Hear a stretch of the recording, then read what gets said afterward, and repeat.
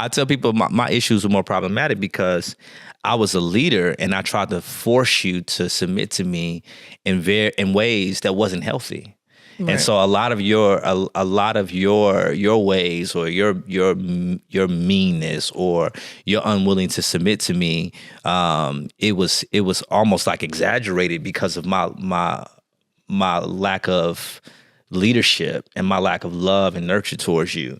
And I tell men all the time, I think what a good loving husband does is he will love his wife in a way that will cause her to respond. And so I said all that to say this, like in our first year of marriage, I didn't understand that. And so like I was trying to force you into this submissive wife, not for the sole purpose of sanctifying you to present you faultless before God, but for my own insecurity, right? You know, I wanted you to be a certain way, so I wouldn't feel insecure, so I would feel like a good leader, so I would feel like a good husband. And I didn't know how to love, I didn't know how to lead. And so because of that, I didn't experience my friend. Right. You know what I'm saying? And so I think a lot of times in marriage, when people experience that, they don't know how to, lean into the humility, and then that friendship just kind of dwindles away. But then when I finally learned that, I was like, oh, year 2, year 3, the end of year 2, going into year 3, I was like, oh, there's my friend. Aww. That's the friend that I had before. Her. Yeah, I found you when I started leading well and you start and when our cable went out, respecting me because we had ran out of money or something, so we couldn't afford cable.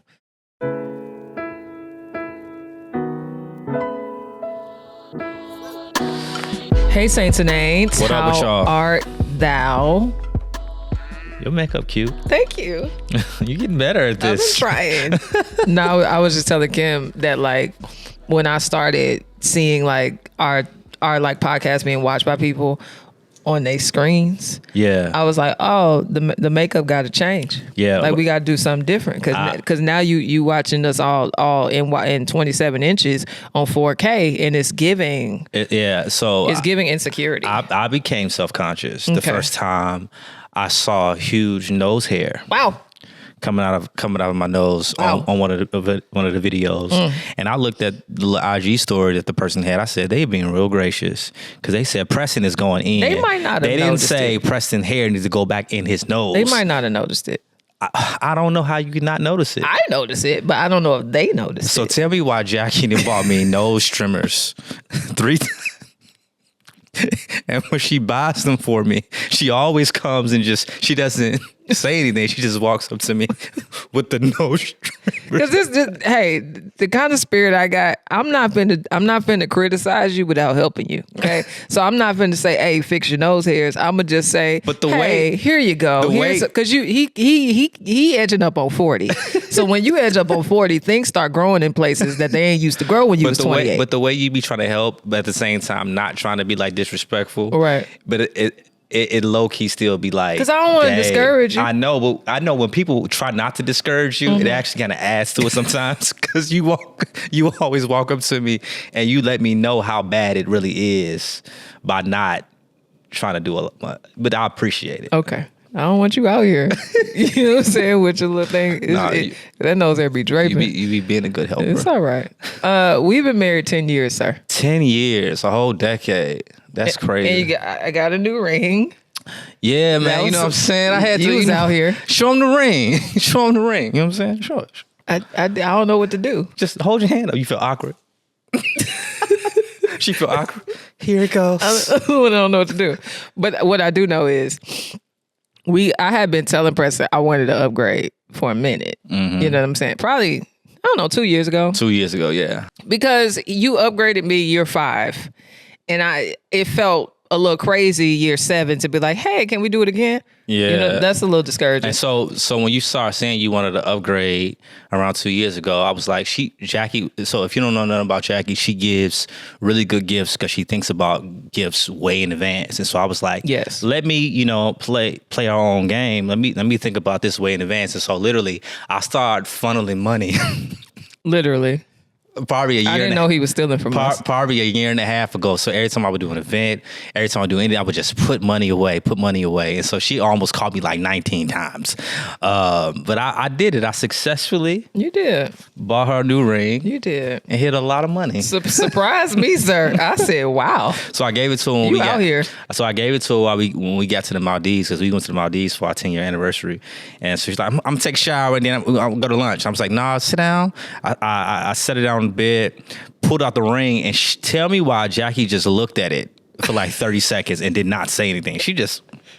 I couldn't believe it. Yeah. Because it's not that I thought you would get me an ugly ring.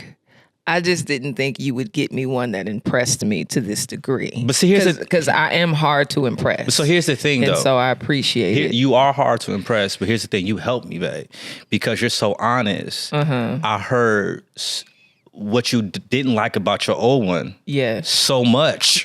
No, I didn't say it all the time. Not all the time. The last 2 years. No, I pulled back on the criticism. Oh no, it's ugly now. I didn't say that. I want a dainty ring. That's a lie. No, you did not say that. No, you didn't say it's ugly. I didn't. You said it's auntie-ish. I said it's a little gaudy. It's a little busy. Yeah, you said it's like the auntie who drives Lexuses or something like that. It was given like, so you kept saying Alpharetta. You kept saying dainty, and so that's what I had in mind. I said, okay, just dainty. It was giving Fulton County. Oh my goodness. It was giving Ackworth. Yeah, but I did good though, right?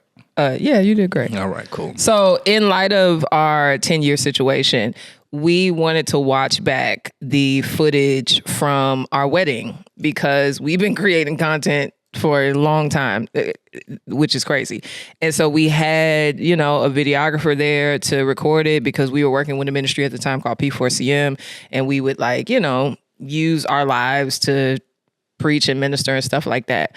And so, yeah, we just gonna watch it and comment and then even think about what we've even learned about the idea of marriage and relationship and intimacy since then. And to give you guys a backstory for all those who wasn't around during the poetry days when me and Jackie were just friends, when we did the poetry episode of us watching our old poems, I showed the proposal poem that was called Covenant. And so we used that proposal poem to just document, our engagement leading up to the wedding. And it was called Journey to Covenant. And so our wedding was actually the last, the poem was the first video and our wedding was the last video. And we had videos in between it. So I actually forgot all those details. Yeah. So we're going to watch the last video of the Journey to Covenant, which was our wedding. I think you're going to. Let me push play. We need a long arm. I believe that there's a beautiful covenant waiting for us on the other side of this relationship. Wow. Looks so young. A covenant that's not dependent upon how I literally printed those little things at Kinko's. That church is beautiful, though. It was and wasn't. For one another. I'll show you why it wasn't. The stained glass was amazing. Yeah, I thought the church was beautiful. My mama bought that dress. Look at you, looking like Eden. Yeah. Blessings. William. He's like a whole 12, 13 now. Salvation. Come on here. Hair. Dress. Hold on. Can you pause it? I want to tell a real quick story about dresses. So we were broke. Preston, we were really broke. I think you were still at Radio Shack. I was working at a nonprofit. You know what I'm saying? And so weddings are so profoundly expensive. Yeah. I didn't know that until we started to get into the planning situation. I said, wow. Yeah, we were like... I see why people go to the courthouse. And what was crazy was, so we had, as you guys know, poems on YouTube that was had thousands of views, right? We wasn't getting that money. But we wasn't getting that money. And so I think the perception was that we had way more money than what we had when we were dead broke. And so do you want to tell the people how we actually raised? Well, no, I was going to make a comment about my dress. Oh, gotcha. Because the point was we were so broke that I could not afford a nice dress. Gotcha. So one of the people that I worked with at the nonprofit, she was finna get married and didn't get married, so she still had her dress. And she was like, Jackie, I can give you the dress for free. I didn't even really like the dress, but I'm like, it's free. I'm finna wear it. It's cool. And I told my mom, and she said, Jackie, I'll buy you a dress. And so I appreciate my mama for making sure that I had a dress that actually looked like me. Because I would have, I don't know, I would have looked like a little tortilla or something. Shout out to parents. We got 3 daughters though. Can we afford all 3 dresses? We got to. I guess we gotta figure that out. Come on. You were really, really pretty. Look at my mom. Look at Pamela. I walked my mom down the aisle and set her down. That's how I came in the wedding.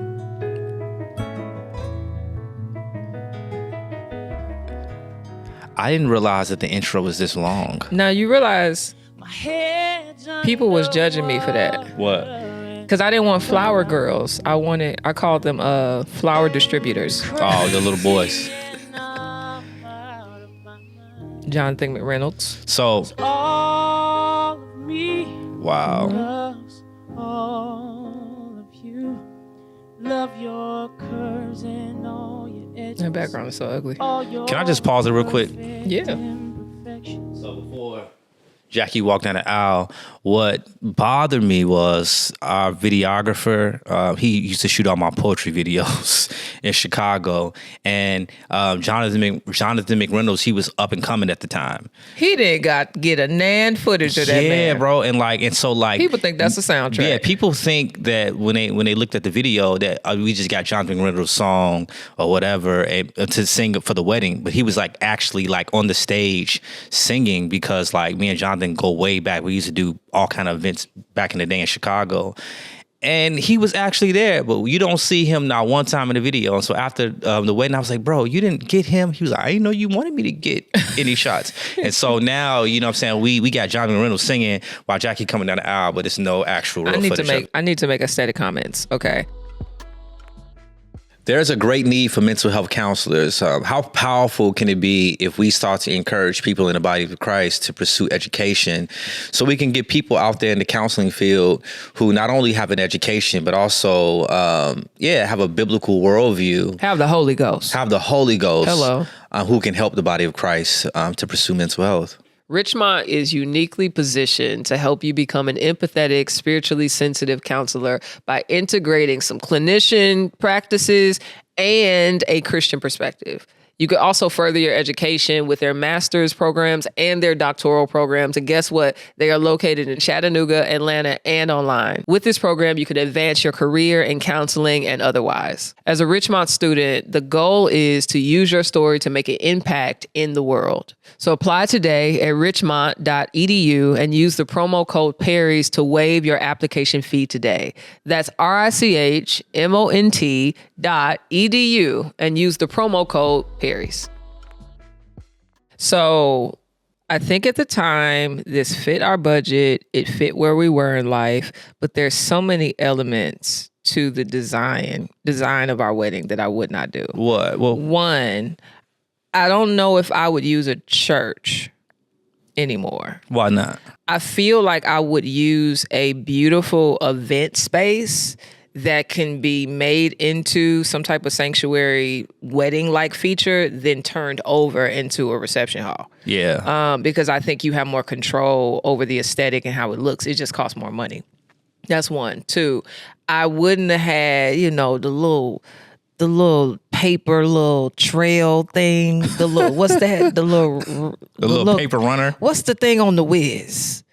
The yellow brick road little paper thing. I wouldn't have been this a little palm tree in the corner. Why is that there? What are these it's just so many things. Yeah.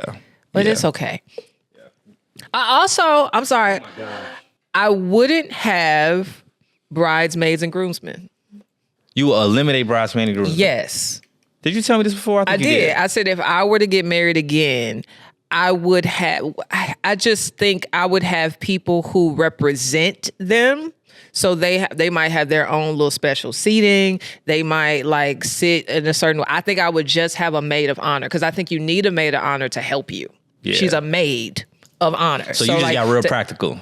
Yeah, because I don't know. I think simplifying the wedding, one, it saves more money. It saves more time and energy. You don't even have to deal with the different dynamics of like this person walking with this person and that person flirting with that person. Let's just be about celebrating the covenant that is taking place. But we also here. talked about how we would have our daughters kind of stand by us, right? I'm saying if we got married again 10 years ago, Gotcha. if I was to get married right now with what I know and the experiences at weddings that I've been in, I would be like, we can nix the groomsmen and the bridesmaids. It could just be, we walk our parents down, we have, flower petals or whatever, and we get married and call it a day. Yeah. Cool. Give your all. I don't care. Just as long as the food good and we go somewhere warm afterwards. Come on. That train was crazy. Look at me. I was like, wow. You about 89 pounds. So listen, this is the first time I saw Jackie in a dress. Shoot, feel like the first time I saw me in a dress. And this is the first time I saw her with makeup. And so you got to understand. I hadn't worn a dress since I'm prom. sitting there, look, my head is down right here because like I couldn't believe how beautiful you were. Oh. Like, and so like this is the first time seeing my best friend with makeup and the little eyelashes blinking at me. Wow. And everybody was telling me I was gonna cry. And I'm like, well, that's corny. Why would I cry? And you did. See, here's the thing though. A tear came to my eye, but it didn't fall. So technically I'm still legit. There's still It has to fall. no. Yeah, it has to fall. For That's it the to rules. technically be crying. No, it has to fall. You want me to Google what crying is? Yeah. Keep talking. It has to fall. So I looked at you, I felt warm inside, and I was like, why do I feel warm? I feel warm. Okay. And then you started blinking at me and then you smiled at me and I was like, I don't know why I feel the way I feel. Wow. What is this? And so I put my head down because I'm like, who gives a black man permission to feel, right? Cry. Are you really going to Google it? Period of strong emotion such as unhappiness or pain. I bet liquid is involved. That results in producing tears. So the tears don't have to fall. The fact that they were produced, means that it was crying. What? That don't make sense. It doesn't have to. Anyways. That's your hypermasculinity showing up. The point that I was taking pride in the fact that point the that tear I was didn't trying to fall. make was this is like this is my first time ever seeing Jackie in this way, and so it was just like everything that we went through, everything that God brought us through, which we'll talk about after the video. That's sweet. I felt all those emotions. Oh, we need to make a comment. I made it a rule. I'm so tired of pressing pause. This is crazy. I wanted everybody, all the guests, to wear black. And that was because so the color white represents purity, represents being set apart. Like everything about a wedding is symbolic of the gospel, or should be, which is that God, loves his bride, pursues her, woos her to himself, makes covenant with her through the blood of Jesus Christ, purifies her, sanctifies her. And so this white represents what Christ has done for us. So I was intentional about even the dress code because I wanted everybody to wear black. So that when I came down the aisle or when I moved in the room, the white was so obvious, and a contrast to everybody else, because I don't think it's, I mean, this ain't in the Bible. So if everybody if people have a wedding where the husband wears white and the bride wears white and the guests wear white, that's cool. But I don't like that it doesn't allow the bride to actually be set apart, because if a wedding is symbolic of the gospel, to me, like the bride of Christ is set apart from the world. So that that sounds deep, but in my mind, it makes sense. As a creative, I'm like, nah, if we set apart in Jesus where we stand out among the world, then I want to stand out among even my guests. Like, I don't want nobody to be look more like none of y'all noticeable than me. Negroes. Right. You was like, I don't want nobody I'm unique. more noticeable than me. And so everybody wearing black except me. It was giving unique. Amen. Look at that black background bothers me so bad. Oh my goodness. I didn't realize it was that bad, Jackie. I didn't. It don't look bad right there in that shot. So he get this dude singing. Who is this? I don't even know who that is. He's from St. Louis. Don't do that. Oh, I'm sorry. Because I had Christina Bell and their friends come and I'm sorry, guy. You can sing. and lead worship. You can sing good. That's Christina. She was on Crescendo. She sang the Total Praise song. What's crazy is this was 10 years ago, and they did a scan of the audience just now, and I just saw like 3 of my aunties and uncles who are no longer here. It's crazy how time flies.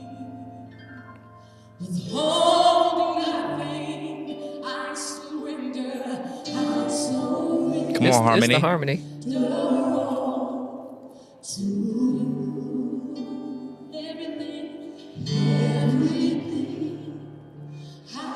Look at me, looking Presbyterian. Because I, Preston, like, I want to worship, but I got take makeup. Jackie to be my wife. Take Jackie to be my wife. Okay, how about you guys hold hands and get It was close Brian and Dye. act like He you was love our each pastor other, at the time. Look into each other's eyes. Okay? To dress is have great. and to hold Look at that rain. Happen to hold That's from beautiful. this day forward, from this day forward, for better, for worse. better or for worse. Pause. You For richer, remember for poor. you grew your beard out for me for this wedding? Yeah. Because you was doing the little chin strap situation. I'm like, can we work on a beard Yeah. just for this moment? What was crazy, yeah, so that was the first time I ever had, my wedding day was the first time I ever had a full beard because I had the chin strap, the whole, You did. my all, you know what I'm saying? So she said, grow your whole beard out. And the whole day my face itched so bad. I was like, man, So why did I let this girl talk me So into, beards are itchy? because when you're not used to it, I'm like, why does it keep hitting my lip? Like, it was just hitting my lip. And I was like, man, when I kiss her, hope she don't get hair on her face because I'm not used to all this hair on my face. It was weird. But now I'm used to it. Yeah. You had a beard ever since. Yeah. Yeah. See, I was helping you. You started early. I did. It's a blessing, sir. Richer or for poor. In sickness and in health, Sickness and in health. to love and to cherish, To love and to cherish. till death do us part. To death do us part. And to this I give my pledge. And to this I give my Now, look how ignorant Jackie is If you when could she's saying repeat. her little vows. I, Jackie, I, Jackie, take Preston to be my husband, take Preston to be my husband. to have and to hold Oh, look at us drinking the wine. from this day forward, Communion. This day forward, for better, for worse, for better and for worse, Yeah, God.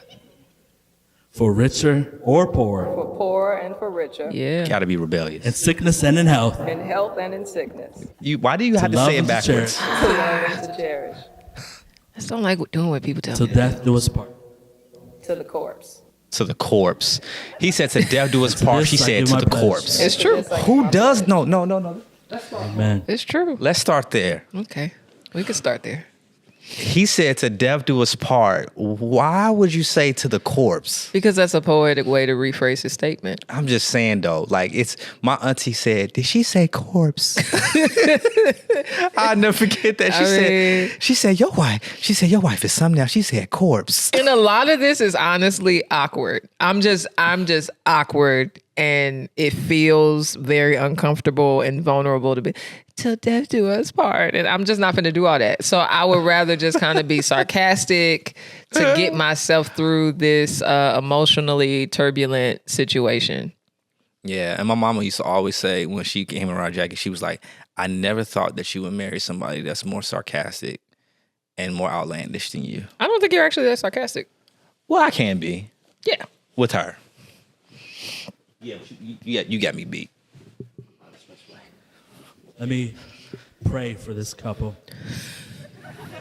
Pray for this couple. For as much as Preston and Jackie have consented together in holy wedlock He needed a for lapel God and the loved ones. So many things. Like, in this so is my doing, production have mind. given and pledged their vows to each other. I now pronounce them husband and wife. Preston, you may kiss your bride. I'm kissing her like how I want to kiss her. I don't care who. Okay, pause. So we would pause it on that. When I did this, the sound man, he had a cue that as soon as that's what your mama always talking about. Yeah, as soon as he said, now I pronounce Jackie husband, he was supposed to cue the music. So I'm in the moment, but I'm also producing the event in my mind. So Yeah. I'm like, hey, bro, you a little late. Cause your mama always say when you start doing like this right before we kiss, she knew what she was doing. I thought she was telling me to hurry up. So I was I was talking to a sound come person. here. I was talking to a sound person. And so she like was you like- had a cue and you missed it. So your mom was like, that's my first time that I realized that my daughter a little controlling. She said, kiss your husband, but you talking about some. I know. Speed it up, bucko. Because we're supposed to kiss to the music. Come on, I gotta kiss this man. Speed it up. What are you doing? This is where delegation would have been helpful because I also didn't have a real wedding coordinator. Because again, I didn't have no money. And so the job I worked at, so broke. this girl, she was just administrative. She had never coordinated a wedding ever in her life. And she was like, hey, Jackie, I'll help you. But I think if I had somebody who was an authentic wedding coordinator to oversee the event, then I wouldn't have felt so responsible for making sure that everything was running according. Because I felt like I have to be in charge of making sure everything works. That makes sense. Which shouldn't have been my burden, but it was. That's why you told him to hurry up, bucko. Speed it up, bucko. You missed your cue 4 seconds ago. Wow. Whoa, we Wow. went in. Whoa. Whoa. Awkward. Why did we kiss like that? You did that. No, you You the one that started going in on the bottom lip. Let's start there. Look. You were excited, bucko. No, so I kissed you and I was like, but when you turned your head, you kind of grabbed my face and I said, oh, she taking it there. When you grab somebody's face, when you do extra skin contact, that means you want me to keep. You was inviting me into that. Should I rewind it? No, we saw it. Yeah, when you did like that, I said, oh, I don't care who in the room. I could adjust my head, bro. Bring on the honeymoon, bucko. Bring on the honeymoon. Honeymoon, please. Oh, that was a lot. That was a lot. Come on. Because we weren't, some people have the testimony of like, we didn't kiss until our wedding day. Praise God. That was not our story. We kiss, but we ain't do the do yet. We didn't have sex. We didn't have sex. Yes. And I was ready. Yeah, I was actually a virgin, but I wasn't a virgin. Because when you out here watch porn, being with women, doing all the things, getting touched and groped and all the things, you ain't no virgin for real. Yeah. You're not a virgin in the Lord's eyes. Yeah. You're still a little defiled. You're still a little unclean. But then the Lord saved me and filled me with the Holy Ghost, set me apart, purified me, made me righteous, justified me. Come on now. But when it came to intercourse with you, we didn't do that. And I was grateful. This might be TMI. I always said, if I wasn't a virgin, we probably would have. Yeah, for sure. That's what kept me. And God. But that's what kept me. But what's crazy was we were late for our reception. Oh, you're going far now. No. We were. I don't know if they need to know. Well, I was gonna say initially we were late for our reception because it was snowing. Remember? But I know why you went there. No. You don't. It was snowing, and so we had the reception was like. I know your motives. The reception was I know your like 20 motives. minutes away. So I'm gonna tell you and what's we happening. Got married. We got married March 1st. I'm gonna tell you exactly what's happening. See, you think okay? Y'all got to see what just happened. So we were talking about purity and how we had not done anything before our wedding day.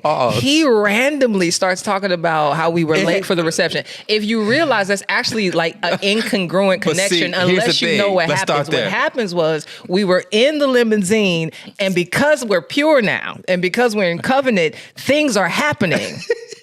Okay. That's where his mind went. Is things did happen even before we stepped foot into the reception hall. That's where your mind went. Listen, you nasty man. We were late. We were late though because of you skipped the snowstorm. So we got married March 1st. Driver, roll up the partition, please. And tell me why the limousine driver, he was a pervert. He was a pervert. So let's start there. He kept putting the partition down. He was like, y'all too warm. I said, boy, if you turn that window down. Bro, I said, bro, you know the window foggy for a reason. Y'all. You remember at the end you remember in Titanic when they was in the back of the thing and her little hand went down the little, window. Wait. He said, y'all still okay back there? I said, but if you'll put that window up. But nah, man. What have you learned in this last 10 years of marriage? Watching that was nostalgic. I haven't watched that video in so long. I think it's crazy just to reflect on how God always has so much more before you than you can imagine. Break that down. At that time, again, you're at Radio Shack. I'm in a nonprofit. We're doing poetry, trying to be faithful. We didn't have Eden in mind. We didn't have August in mind. Yeah. We didn't have Sage in mind. We didn't have Autumn in mind. Like, we didn't have moving to Atlanta in mind. We didn't have me preaching and teaching and having, like, I didn't have books. We didn't have a pocket. Like, I don't think we foresaw anything we're walking in right now. And I don't even think it was something we were chasing. We were just really being faithful. And so I think that's one thing that I've learned is that he really is with you. And he has been with us. I think also I reflect on how many people I know that got married at the same time and aren't married anymore. Wow. Yeah. Like, so how God has sustained us when we could have, the first year was miserable. Yeah. It was the hardest thing. We could have divorced a long time ago. Yeah. The first year, I think about that often.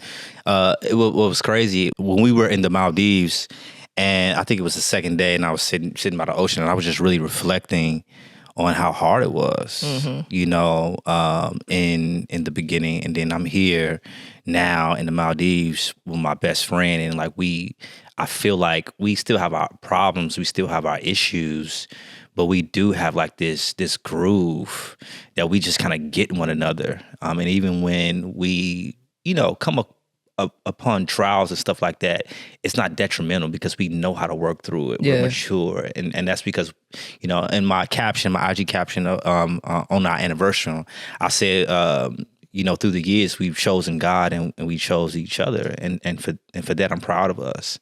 And I meant that because, I think a testament of why we're here is us choosing God year after year and us choosing one another. And I think I said it before on the podcast, on the other side of hard, it really is beauty. That if we lean into the hard and we allow God to sanctify us, like he really does allow it to get easier for his glory.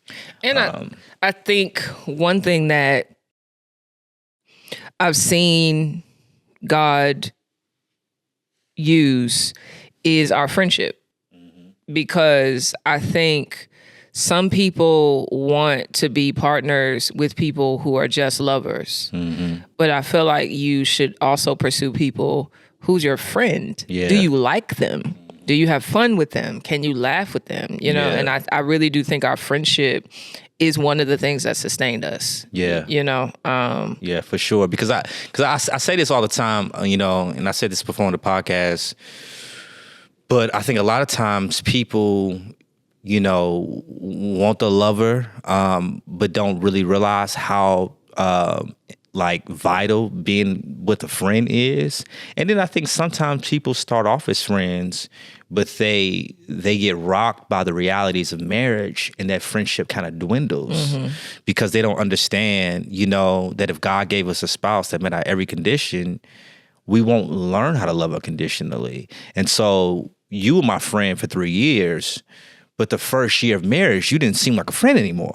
Neither did you. I know. You were a meanie. I'm speaking from my perspective. I'm just bucko. saying, because people be in the comments like, "Oh my God, Jackie is this." So, Jackie yeah, is this. so- It's like, so- oh my God, 'cause- do you 'cause- not realize I married a sinner?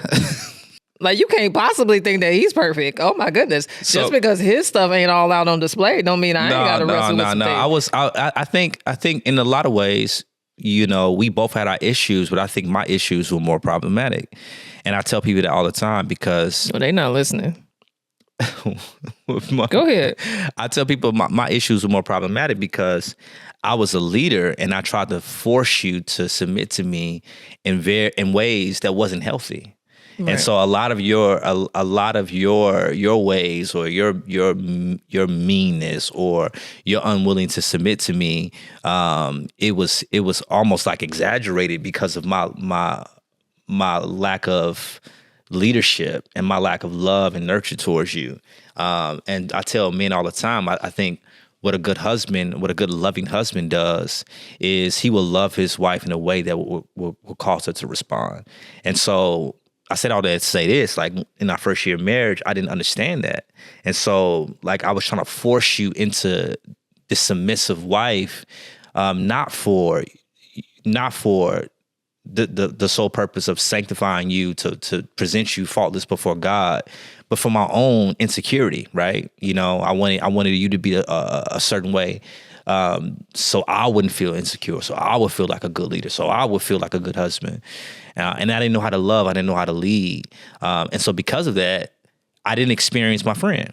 Right. You know what I'm saying? And so I think a lot of times in marriage, when people experience that, they don't know how to, lean into the humility, and then that friendship just kind of dwindles away. But then when I finally learned that, I was like, oh, year 2, year 3, the end of year 2, going into year 3, I was like, oh, there's my friend.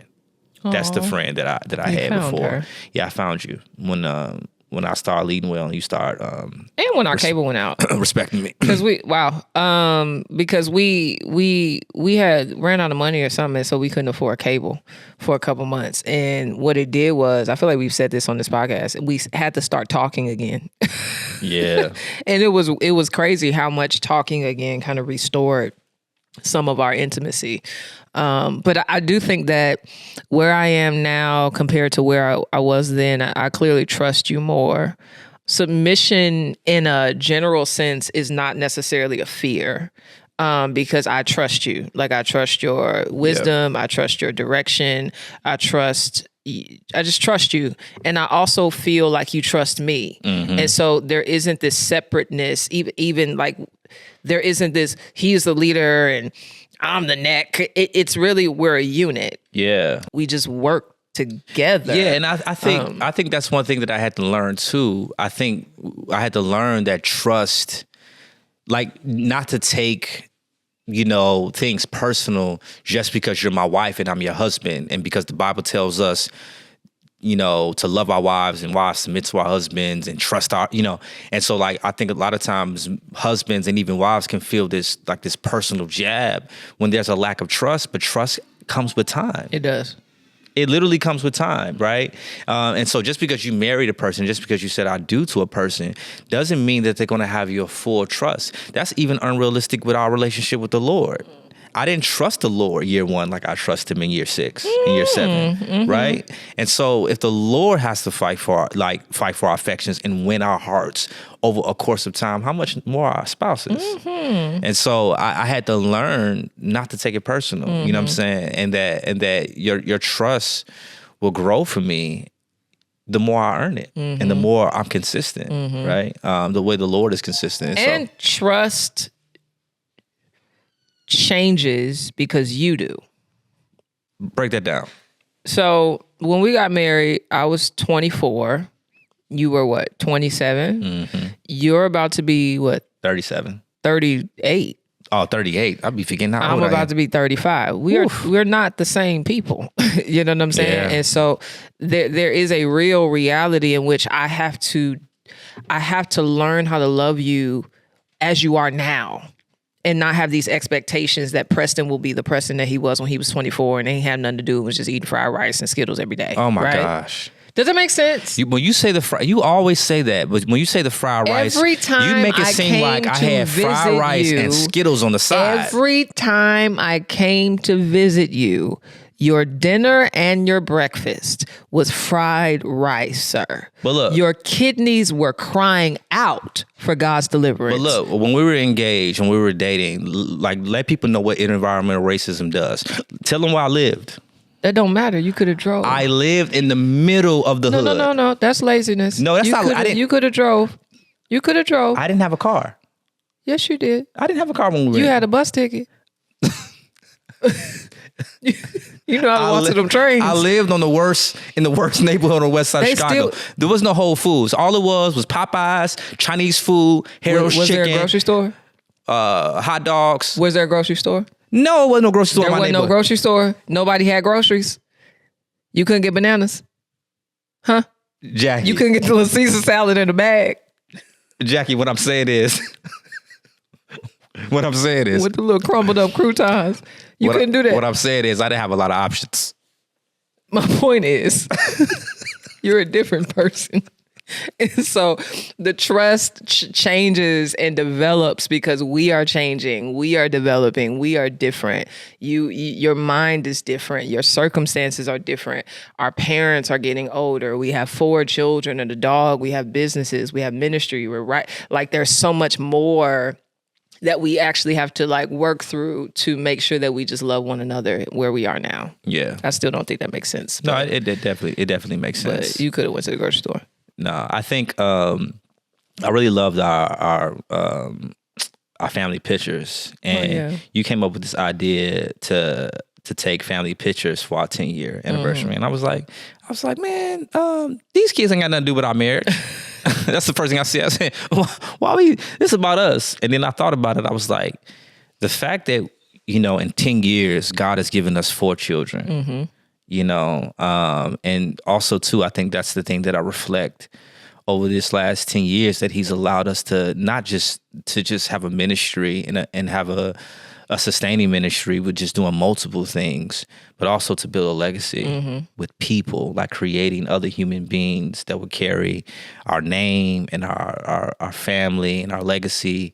That I think that's probably the most special thing to me. For sure. Because within 10 years to be blessed by God to bring into the world 4 image bearers who will reflect his image in some kind of way. I think that's a privilege and an honor. And the real gag is the first image bearer that came up out of us was Eden, and I got pregnant on the with honeymoon. Her a week after our wedding, or conceived, and so that was fun. That was the limo. It was not. It was the. Have I ever told the birth control story? Have I ever told this on the podcast? I think you did. Let me tell it once again. Year 1. People, the newcomers don't know. Listen, February 14th. What's this? 2014, before we get married.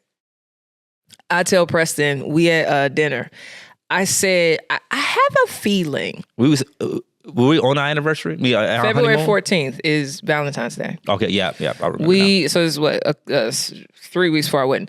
We're at dinner. I said, I don't want to scare you.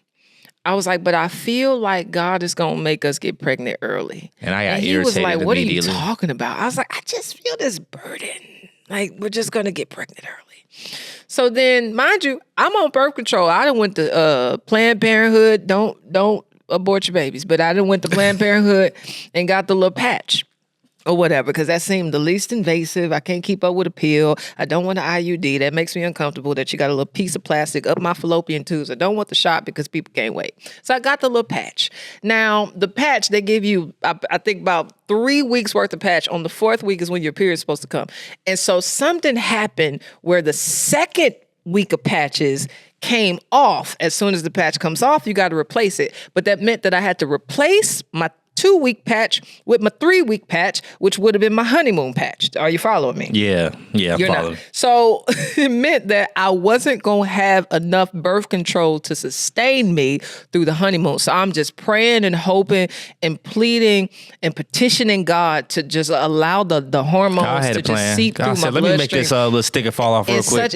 I really fully believe that God made my skin oily that day. So that the patch would fall off because he knew Eden needed to be here. So we on the cruise ship. We're having active worship. Okay. Let's praise him. And on the cruise ship, I said, I'm pregnant. You remember that? Yes. And I was like, this girl is crazy. I was like, I was like, I feel like I'm pregnant. I literally feel like I'm pregnant. So we came back home to Chicago. And the day we came back, she just started taking pregnancy tests. She was popping them like said Texas. like Skittles. I said, why are you No, taking the them? day I came back, I was going to do this devotional, and I opened up. It was a Nancy Lee DeMoss devotional, and I opened it up to a random page, like day 72 or something like that, and it was on how her parents got pregnant with her siblings like immediately after their wedding, and I said, okay. It's giving confirmation. So I took about 5 tests, and it takes a long time for the I'm like, pregnancy. why is she taking so many hormone. tests? I know it's test, but I want to say tests. Preston thought Why- I was crazy. why I was just discerning. Yeah, she was like, I want to take another one. I said, Jackie, that test is accurate. I just knew it. I knew it. So basically now every time we have an anniversary, whatever year our anniversary is the year Eden is. So we had a 10-year anniversary in December. Eden turns 10. So, but I think it's God's grace, because I really fully believe that if we did not get pregnant early, we would have pushed it off to a certain degree. I don't know how long we would have pushed it off, but I also think it immediately made us a team. Yeah. Because when you get married and you immediately have a baby, y'all better figure out how to work together now. And it grew me up really fast. God is Yeah. sovereign, because it grew us up, and it taught us how to be selfless. It taught me how to be selfless immediately. I was like, I want to go to sleep. God was like, no, no sleep. Yeah. So here we are. But yeah, it's been fun. Year 10. I've enjoyed being married to you for the last 10 years, babe. You are the love of my life. You are the most honest person that I've ever met. You are the most genuine person that I've ever met. Last night in the bed when we were talking about friendship, I said one of the reasons why it's hard for you to connect with people at times, because one of the reasons why you're so guarded is because when you let people in, you are actually one of the most loyal and one of the most purest people that I know when it comes to just friendship and loyalty and like helping people that you love. And so like without you, I wouldn't have wrote a book. Without you, I wouldn't have started Bold TV. Without you, I wouldn't have started Bold Apparel. Like you literally helped my life in so many areas. My credit is good. Your kidneys. My kidneys is good. But Your when I met skin. you, I was going to the hospital every week, and you was like, when you get married, I'm not frying food because I want you to live long. And so I just want to let you know you are a great wife. I love you. So I guess I have to jump on the affirmation train. That's why I gave it. Come on. Bring it on, bucko. Tell me about me. You thought this was just a one train? Oh, that's what narcissists do. they love on you because they wanted to boomerang back to them. No. But that was for real though. Let me think. You got to think. It doesn't just flow out of you like I don't want to be. I don't want to be water. sarcastic. I want to be honest. I think you are the greatest man I've ever known. Oh, stop playing. No, I do. I think you're. Ooh, my eyeballs are sweating. I think you're the greatest man I've ever known. I think you're consistent. You're honest. You're intelligent. You're thoughtful, you're soft, and I don't mean soft like weak. Right, define that. Tender, meek, like you have strength and you have power, but you'll lay that aside to serve people if you have to. Like you work hard, you care a lot about how I feel, you care about my family, and I know I'm not an easy woman to love. I think most people would have divorced me 20 years ago. Even before the marriage, they would have let me go. But I think for you to care about me and all of my meanness means a lot. And so that's it. That's the best I got. I love you. Love you too. Air kiss. You trying to do the little thing where I turn my little neck. That's what you trying to replicate that on the YouTubes. I love you back. Give me a kiss. Bye. Peace.